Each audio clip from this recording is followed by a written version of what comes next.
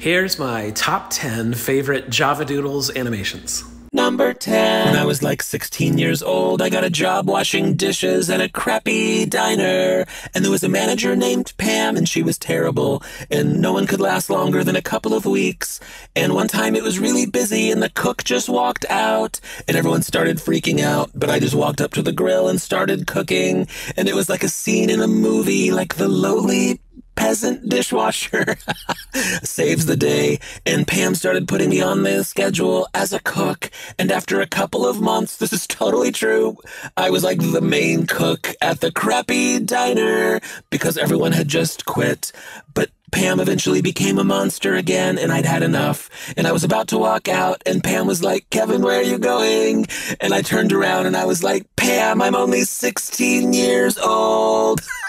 Number 9. In college, I was in a relationship with this guy named Adam, and one day where I was working, his ex-boyfriend walked in and said, "You can have Adam." And I was like, "What? You guys broke up like 2 years ago?" And he said, "No, we didn't." And then we put our stories together, and this web of deception unfolded. He was in a relationship with both of us for like 2 years, and neither one of us knew. So we sent Adam's pager a message because it was the 90s, and we went to his house to confront him. And when we got there, he was really drunk, and he started crying, and he ran out the front door. So both of us ran after him, and now we're all three running down the sidewalk, crying, screaming Adam's name. And at the time, that was really traumatic, but looking back, that story is really stupid.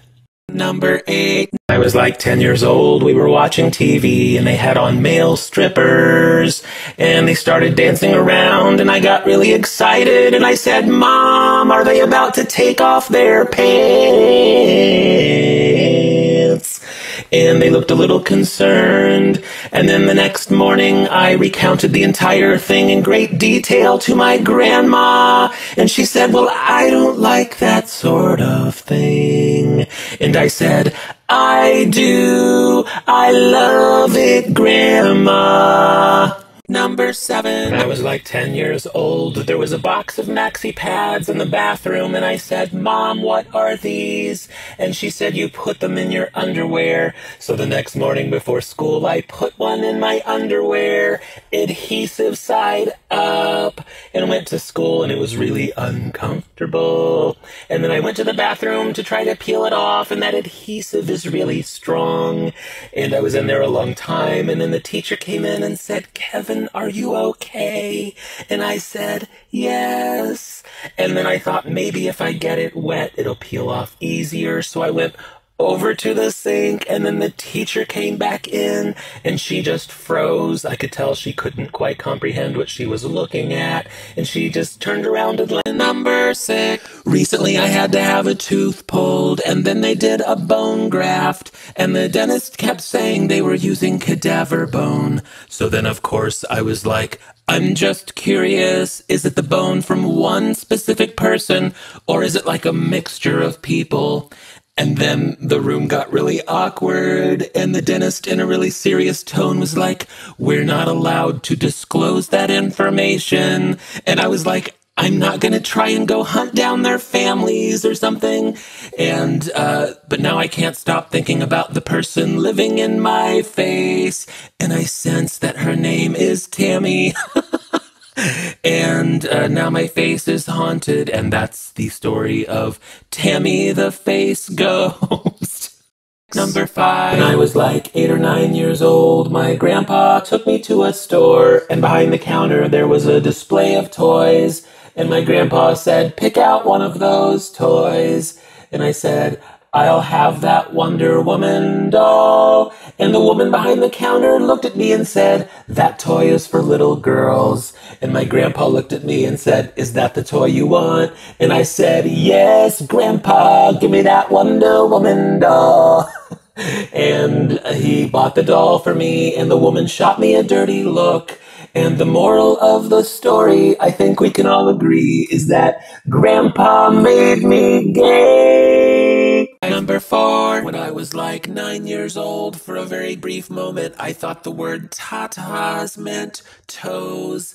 And so I asked my grandmother, "Grandma, do you ever paint your tatas?" And she was like, "What?"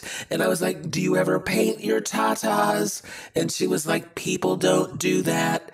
And I'm like, "Yes, they do. Mom does it all the time."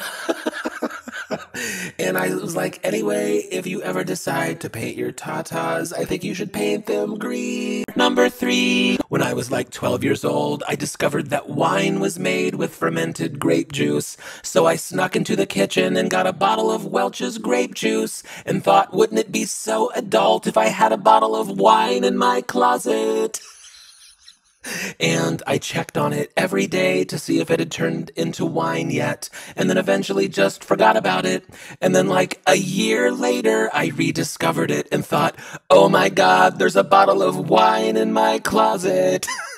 And I thought, now is the moment. So I opened it up and it smelled disgusting. And I was like, are you ready to be an adult or not? So I put the bottle to my lips and this like disc of mold slid into my mouth. And I thought, I guess I'm not ready to be an adult. Number 2. When I was like 10 years old, I went shopping with my mom, and I found a crop top shirt that said muscles on it. And I said, "Mom, can I have that muscles shirt?" And she said no. And I said, "Why?" And she said, "Because the first time someone says, 'Where's your muscles?' you'll never wear it again." And I remember I had to really contemplate what she meant, because it didn't occur to me that the shirt insinuated that I had muscles. I wanted the shirt because I was just generally a fan of muscles. Number 1. When I was in 7th grade, I somehow convinced my parents to buy me parachute pants. And that Friday night, we were going roller skating at United Skates of America. And before we left, I put some sun in my hair, and it turned my hair like the color of a tiger. But I felt like I looked really cool because I had some sun in and some parachute pants, sun in and some parachute pants. And we met at the mall, and now I'm a monster. So I got my ear pierced at Claire's, and then we got to the rink and they did the all guys skate, and they played a Whitesnake song, and I skated really fast, and I felt like I looked really cool with my sun in and some parachute pants, sun in and some parachute pants. And my ear was throbbing from the piercing, and I knew I was going to get in trouble later, but I didn't care because I felt alive. It was the 90s. It was the 90s.